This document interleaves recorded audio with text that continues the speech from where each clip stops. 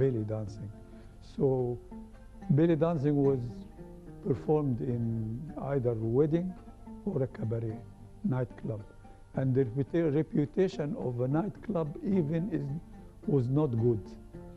So when somebody goes to a nightclub, he doesn't take his wife, doesn't take his mother or sister. He goes with friends to have fun. But now this is also dancing, but what kind of dancing? Shall I take my wife or not? Shall I take my mother or not? So at the beginning, mainly the audience were made of men. But when they started to come as families, a man and his wife and his mother and his brother, we knew that we became successful. The principal artists, Farida Fahmy, Mohmoud Reda and Ali Reda, as well as Ali Ismail, were decorated by King Hussein of Jordan in 1965 and President Gamal Abdel Nasser in 1967 for services rendered to the state through art. When I was young, I went to ballet school with children. And then I played gymnastics. I played gymnastics. I was professional gymnast. I played in the Olympic Games in Helsinki in 1952. So I had physical fitness. When I went to Rome and Paris with the Argentinian troupe, I went every day to a ballet school, professional ballet, classical ballet, and I studied real ballet. So I mixed, the folklore that I studied in Egypt with the classical ballet and developed a new style suitable for the Egyptian theater to perform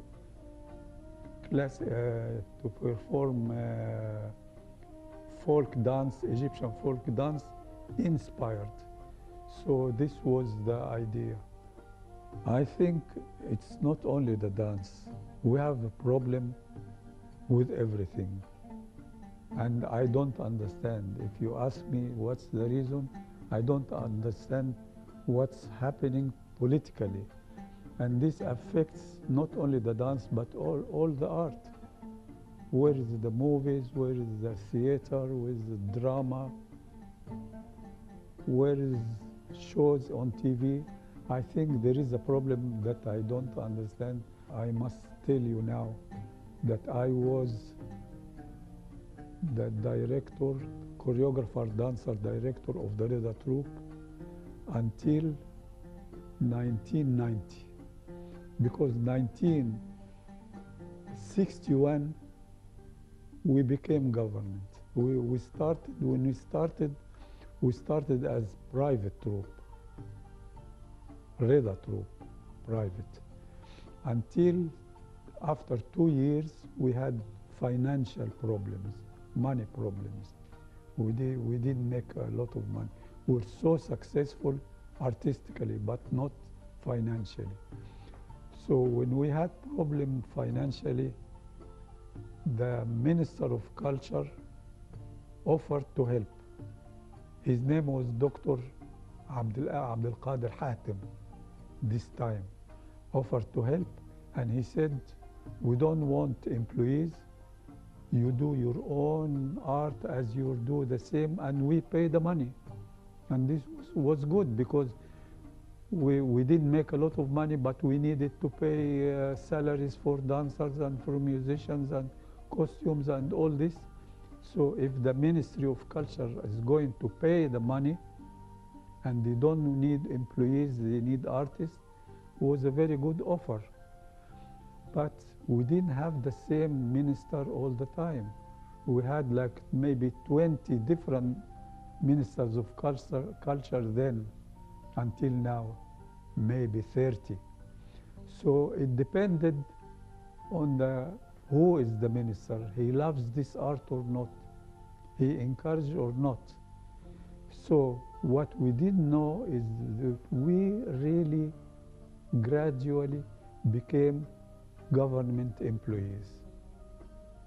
As government employees, I became manager, apart from the art, manager, general manager, under Secretary of State, and then pension, retire.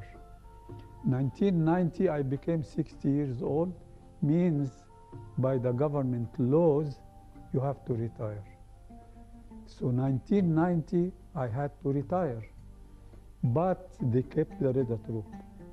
So I was the founder out, Farida was out, Ali was out, and they kept the troupe. The troupe belongs now to the Ministry of Culture.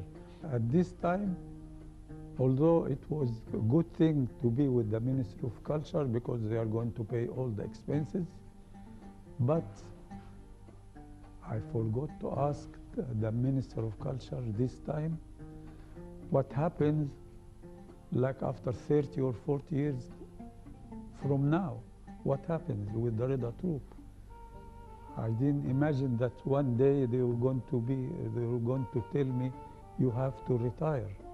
But the day came, and I had to retire, and they kept the troupe. Now the troupe, since 1990 until now, it belongs to the Ministry of Culture, but without me. Like how long now? Like more than 20 years. So you don't ask me where is the Reda troupe now. It's if you want to find the dancers and the musicians, go to the Balloon Theater. But if you want to find the show, I don't know.